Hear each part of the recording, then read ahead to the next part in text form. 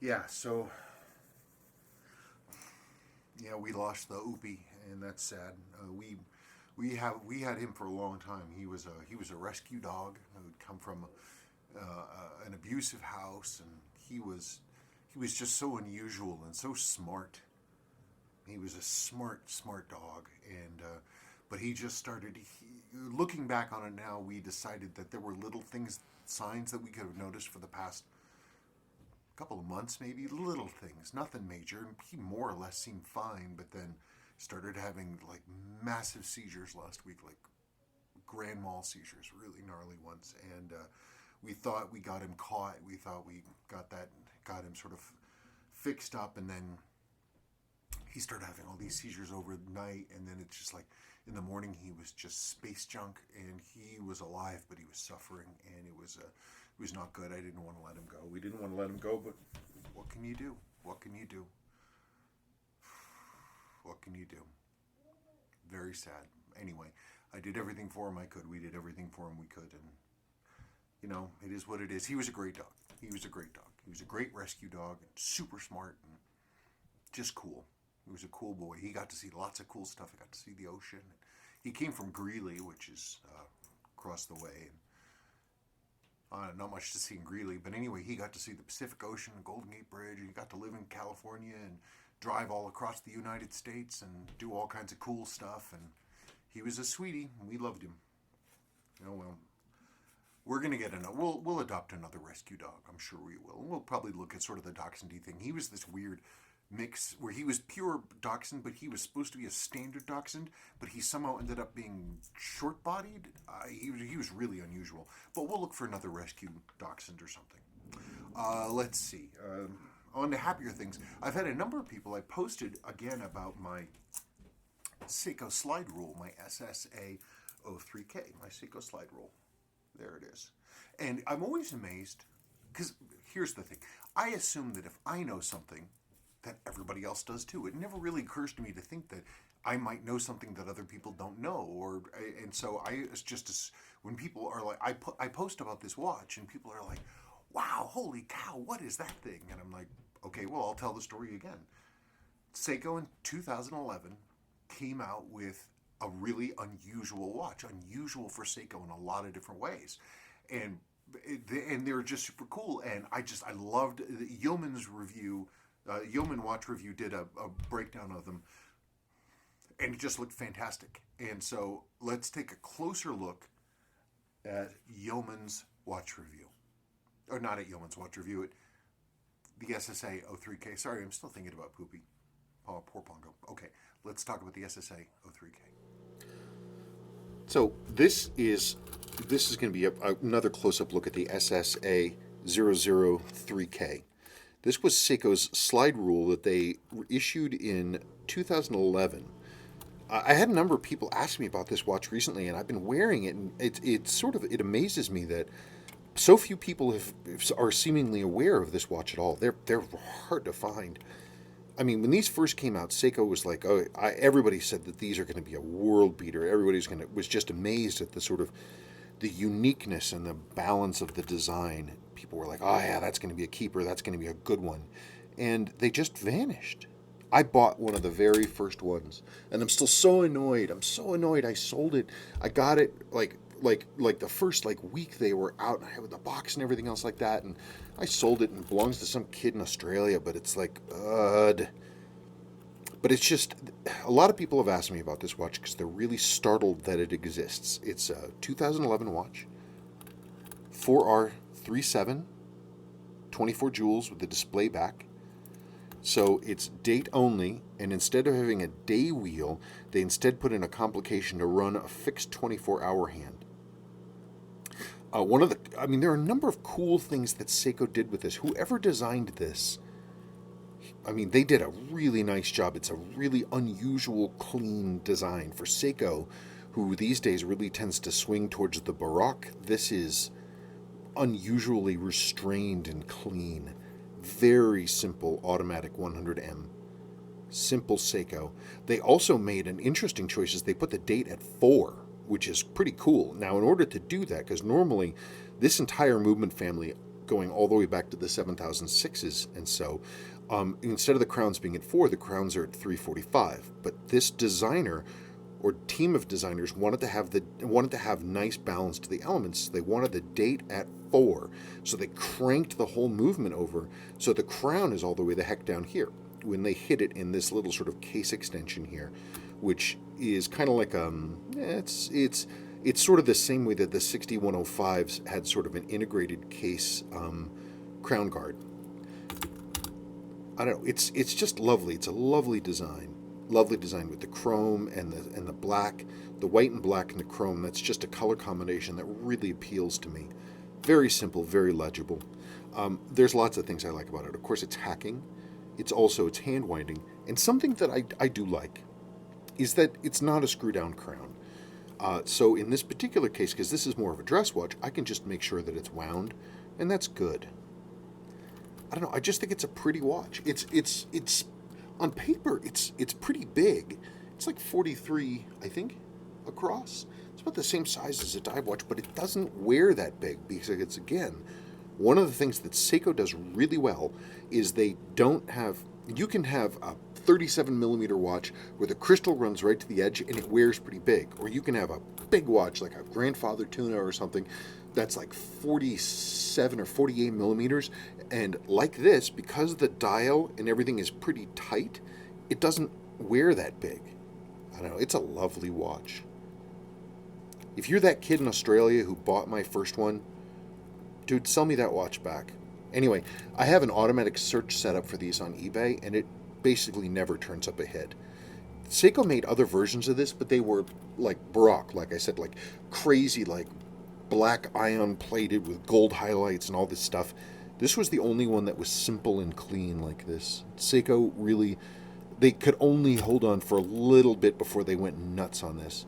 It's just so many clean, beautiful little elements. Like, look at the coin edge bezel on this. The round edge, isn't that pretty?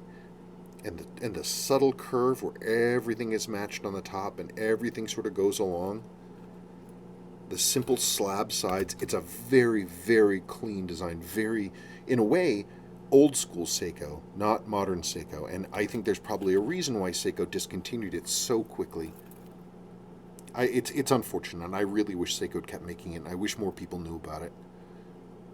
I don't know, they're beautiful. I just think they're beautiful watches. Anyway, so I just want to talk about that because most people aren't aware of them. Oh, these had a bracelet which, typical for Seiko, was too big and too thick.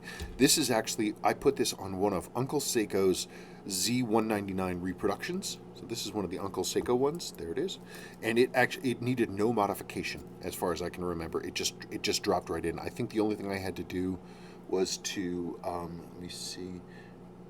Oh no, did it take fet bars? Gosh, it might have. I was able to drop it right in.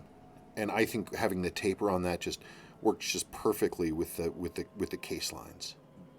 Anyway, that's it. SSA 003K. Let's see. It's just a beautiful watch. It's just a beautiful, beautiful watch. I love it. The elegance of it and the simplicity of it and the size. It's so great. I can't believe I sold my first one. Stupid. Taxation.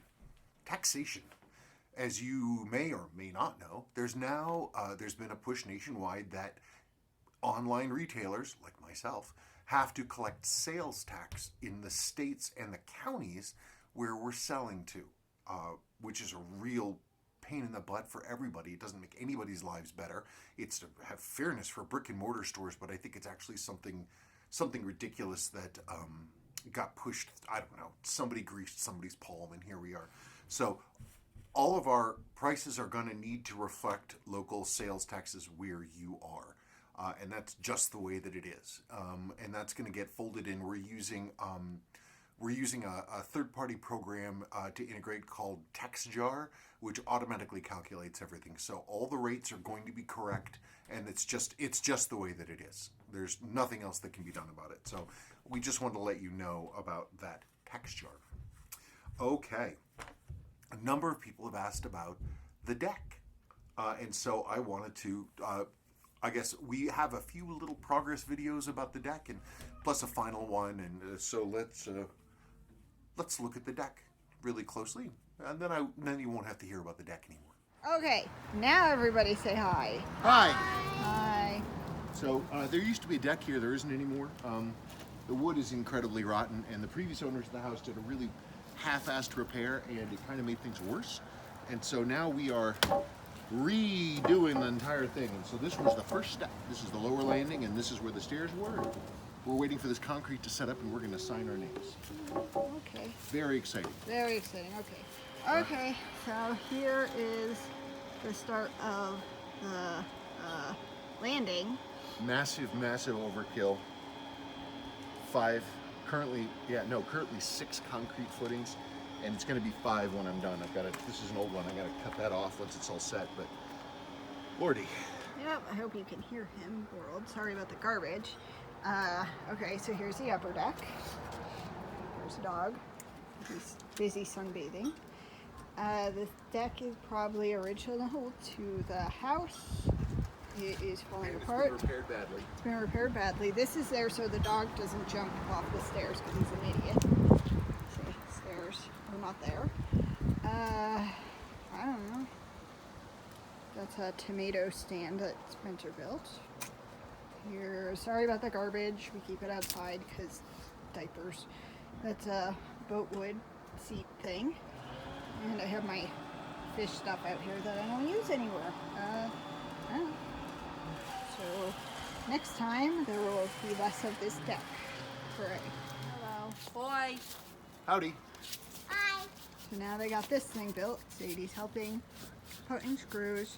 It's pretty neat. Don't you want to see what I'm doing? Well, there's over there on the old stairs. Yep, exciting stuff. Yep. I'm gonna make it into a chair. Oh, A walking chair. we're getting there. Stairs are done after a big day of work. 3 days. 3 days of work. I thought it was going to take a day and a half. But I figured out that I needed to know how to cut stair stringers from stock, which I've never done before, but I figured it out. Just like everything else in life, I figured it out. Yep. Okay, so progress. It's mostly done. It was an unbelievable amount of work. Unbelievable amount of work. I mean, I replaced everything. There's still lots of other things I need to do. I need to scrub and clean all this stuff and then restain everything, but I'm proud of the work that I did. These uprights are actually, they extend down through and they're bolted to the main structure. Everything's really firmly done. I wish it was a little more dense wood. It's just sort of a lightish cedar, but I'll finish it up and that's good. Anyway, there you are. Wish Poopy was down there looking at me, but oh well, he's not. Okay, well that was fun. Last question. Next to last question. By the way, I have a video up right now about this watch. This is a 6139 6005, and people, I'm sorry, I should have clarified, people are confused. They think because this is a father's watch, the client's father's watch, that it's the watch for the gentleman whose father was wearing it when he was in a motorcycle wreck. This is a different watch. This gentleman's father is very much alive and doing very well. But this restoration video that I just put up, that's this watch. It's not the motorcycle watch. So that's the last thing. And then I had one question about, tell me about Flyback chronographs, what the differences are and how they work. So I want to talk about Flyback chronographs, and let's go and we'll do that right now. Okay, so a flyback chronograph, there are two different ways that chronographs can run. But basically that boils down to this. A standard chronograph like this, if you want to reset the watch, you have to stop the chronograph like that. Then, I'm trying to be gentle here. And then you can reset it, but you can't do it while it's running. Okay? So you stop, start, reset. A flyback chronograph like this, notice it's running. This is the stop start button just like that, but I can go boop and I can hit it right back. So I don't have to stop, start, reset. So if you're timing something and you say you're timing laps, that's why you do something like this. Now the reason that they probably did that with these These 7000 series chronographs, unless you have like a 7016 or something like this, which has the minute and time totalers down here, but something like this, you're going to want to, you're timing short things, and you want to be able to just go back and have it restart again. So there it is. That's a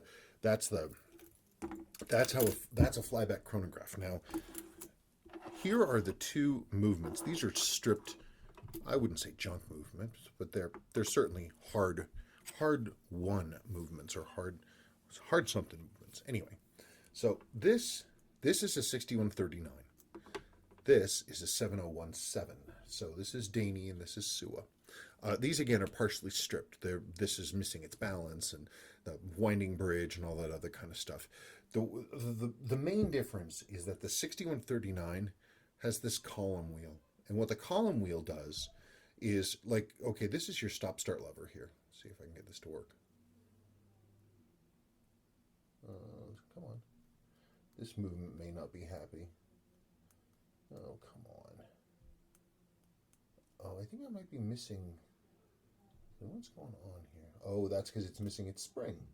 These things are designed, what the column wheel does is it operates, when you click this in and out, the operating levers go in and out like this, and they disengage the clutch or they engage the clutch, right? So that's the way they go here. But so they don't, there, I just clicked it, and so that's the way that works. But when you click stuff like that, all of a sudden this little pillar comes along, and there's a little tab right here on the reset, and you can't push this anymore. You can't push this in. You can't make that happen. And that's the way it is. It locks these functions out. The 7017, and you can actually see the spring-loaded operating levers here, a much simpler and stronger system than what the 6138 and 6139s use, which are separate pieces of pretty heavily machined metal. This is just spring steel. And you have this is just, as this little wheel turns, it spreads the things apart or puts them together. You have two levers, sort of lever assemblies that go on these. These are kind of funky. This is the one that goes over. This one's junk, but this one goes over like that, like so. And then you have, this is the other one, and it's over here like this.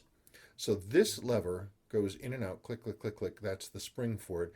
And as it goes in and out, it turns this wheel, click, click, click, click. And every time it does that, these arms open or close.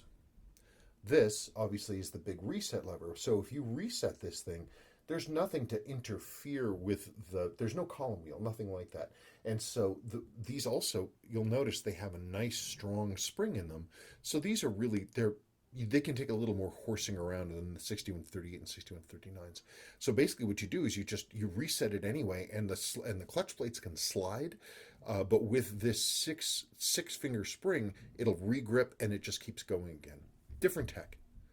But these Daney chronographs, they're super strong movements. They're really nice, very strong. And when they're serviced, they give fantastic amplitude. They don't wear out nearly as long. They don't have lower mainspring arbor port wear. They're really, really solid movements.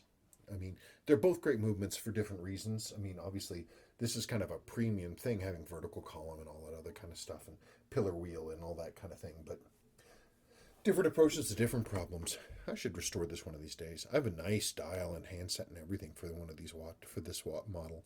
I could make this into a really nice watch. Oh well, someday. Okay.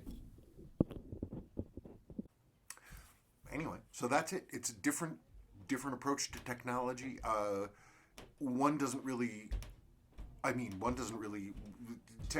know. They have different uses. It's an interesting way to approach it.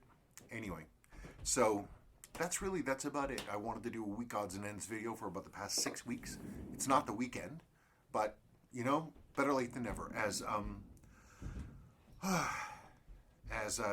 the great actor once said, if you want to do something, do it now. Now's as good a time as any. So and as my dad used to say, if you wait until you're ready, you'll never get anything done. So it's not the weekend, but you get a weekend video, and I'll work for another one that's coming up. Just need to make a priority of it. Okay, thank you so much.